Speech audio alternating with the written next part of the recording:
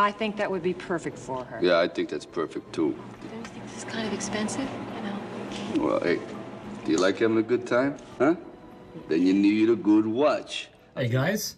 So I've had my Momentum UDT Solar for about a month now, and there's a lot I like about it. Namely, the huge LCD screen, the great bezel action. Oh, yeah, baby. Oh, yeah. Oh, mama. And, of course, the look. It just looks great. It looks like Breitling's I've loved from the past. It reminds me of Rambo every time I look at it. I've always wanted a PVD tool watch. Now I've got one. There's a lot I like. And I know that I've said many times on my channel that I'm completely done with Seiko. I have nothing more to say to Seiko. They've disappointed me too many times. Their prices have gotten too outrageous. Blah, blah, blah. But I'm here to tell you today that this watch got me thinking. And in regards to Seiko, I lied.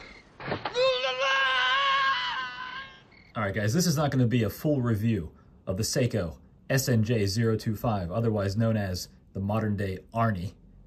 I'll get to that eventually. At some point before Christmas, I'm going to try to do a full review of this watch. But I want to say before I get into that these two watches, only one of them can stay in my life. I don't have the money or the room in my watch box for two watches that are so similar in so many ways. So this is going to kind of be a contest between the Momentum UDT Solar and the Seiko Solar Arnie. Let's see who wins. I don't know. There are things I like about both, things I don't like about both. The case size on the Arnie is bigger than the watch from the 80s that it was based on, unfortunately. I like a big watch, but I would have preferred them to keep it the same size as, I believe, the model H558. I don't know if that sounds right. But whatever. The Arnie that he wore in Predator, the original Seiko Anadigi. So the case size on the Seiko SNJ025 Arnie, 47.45 millimeters. Sounds big, and it is, but on my 6-inch wrist, as I always say, it doesn't look too big to me. It looks fine. So to each their own. I'll show you guys a video of what it looks like on my wrist. You can make up your own mind. The case size over here, 43.51 millimeters. So a difference of less than 4 millimeters to someone standing on the other side of the room, it might as well be 0 millimeters difference. Nobody would be able to tell. It's only in our heads, guys, that watches are either too big or too small. Nobody else gives a shit. The height on the Seiko Arnie is 14.61 millimeters in thickness. This is really the biggest difference that you can see and feel, because on the Momentum UDT, it's 11.39 millimeters in thickness. So, a little bit different there, guys. And lest you remember, whatever the saying is, on the back of mine I have "Your Worst Nightmare" engraved because Rambo says that in Rambo Part 3, a masterpiece of cinema. A masterpiece, fellas. Lug to lug on these bad boys. 48.01 millimeters over here with the Momentum, 50.42 millimeters. It's funny because about 2 years ago, in my head, I always said, I'll never go over 43 millimeters lug to lug, and now I just don't give a shit anymore, and it's really liberating. So there's that, guys. And I want to say something about the lug to lug on the Momentum, and that is that Momentum claims the lug to lug on this watch is 47 millimeters. Okay, well, it's not. It's 48.01, and it turns out that they were measuring from the lug holes inside the lugs where the actual strap attaches. And that's a little bit disingenuous because nobody else on the planet Earth measures a watch that way. Everybody knows that you measure it from the very tip to the very tip because that's the only thing you see in your wrist. You don't see the lug holes. And I have to say, once I realized that, I was a little bit... I was a little bit annoyed with Momentum. I'll say that to be nice. That's about as nice as I can put it. The lugs here, 22.09 on the Arnie and 19.81 millimeters on the Momentum. So 2 extra millimeters here. Both have a strap that flares out. It is, I guess, obvious to the naked eye, but not by much. This does suit this watch, though. In fact, I would say I wish that the strap on the Arnie was 24 millimeters, but whatever, that's neither here nor there. And believe it or not, Seiko didn't ask me whenever they made this, so very strange. I don't know. They both have 200 meters water resistance. When the screwed pushers are screwed down, they both have screwed pushers. Unscrewed, They both have 50 meters water resistance. At least that's what Momentum claims and what I've read other guys say as far as Seiko. Seiko doesn't say what they are when they're unscrewed, so I'm just taking the word of strangers on the internet, which is always a good idea. The price for the Arnie. I bought this brand new on eBay, $336.22. I bought this brand new during the pre-order, like the special price when they first released it.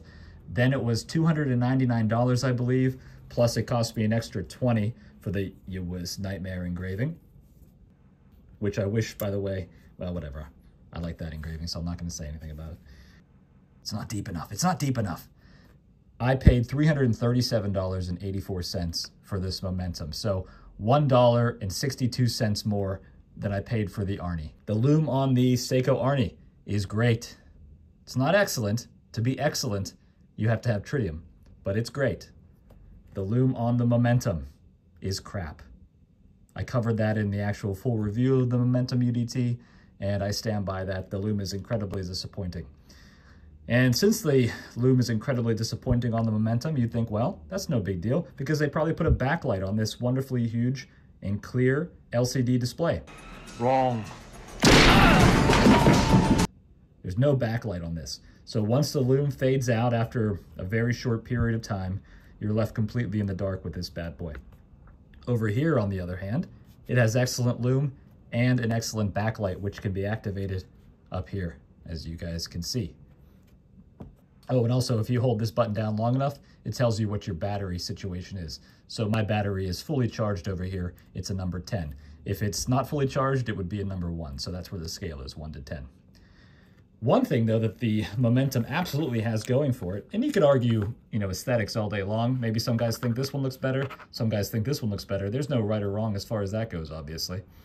But the LCD screen on the Arnie should be absolutely ashamed of itself. I don't know why they bulked everything else up and didn't bulk up that LCD screen, because obviously Momentum figured out how to do it over here. This LCD screen is absolutely the best LCD on any Anadigi that I have ever seen. These guys knocked it out of the park. The bezel action, I've already talked about that a little bit. Oh, mama. Oh, it's so good. So good. So good, I have to just keep going until my erection goes away. Oh my. Over here, standard Seiko bezel. It's a little bit hard to turn because of this tuna case shroud thing that they've got going on. I can't say I'm a huge fan of that. And I don't care necessarily for the bezel action. And also QC issues, as always with Seiko. The bezel doesn't line up to the chapter ring inside. I'm not sure if you guys can see that. I don't really care about that at all, but it is a thing that I am aware of, and guys that do have a lot of OCD in that regard would be driven crazy by it. So yeah, I just don't care for this too much. And because it's so hard to grip here and here, I'm going to give it to the Momentum all day long as far as the bezel goes.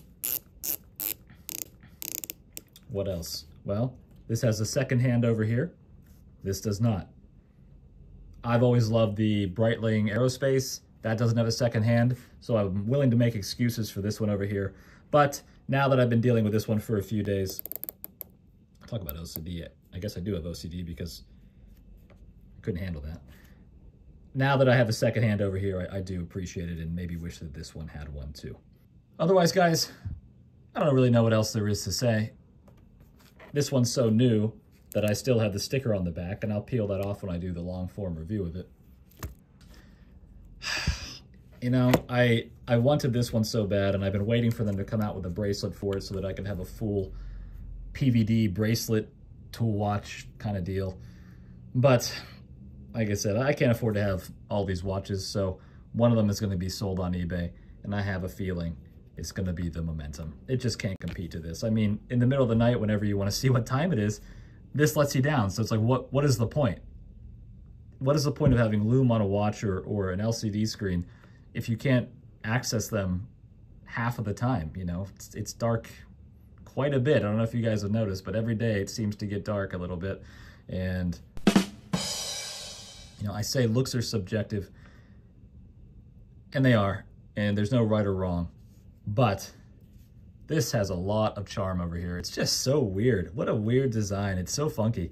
This over here plays it a little bit more straight, and I guess I'm just tired of playing it straight in my life. I need a little bit more funk, and this brings the funk. So there you go, guys. The Momentum, it's got to go. The Seiko, it's going to stay. Consider that a divorce. And I don't think anyone's going to be surprised at that, right? Of course the Arnie was going to win. Arnie beats everybody. Or does he? I think we all knew that it was really never a contest between the Momentum and the Seiko. But it is a contest between these two bad boys. We're going to have another comparison video soon, because I have a feeling Arnie is going to have to bulk up a little bit to beat this bad boy. All right, guys, you take it easy. I'll talk to you next time. If it bleeds, we can kill it. She discovered the key. There is proof we can wound it. So repeat after me. If it bleeds, we can kill it. If it bleeds, we can kill it. Yeah, now take a stand. Here now, take a stand. We can bring down this bastard. We can bring down this bastard. If we stick to the plan. If it bleeds, we can kill it. It's over. Nothing is over. Nothing.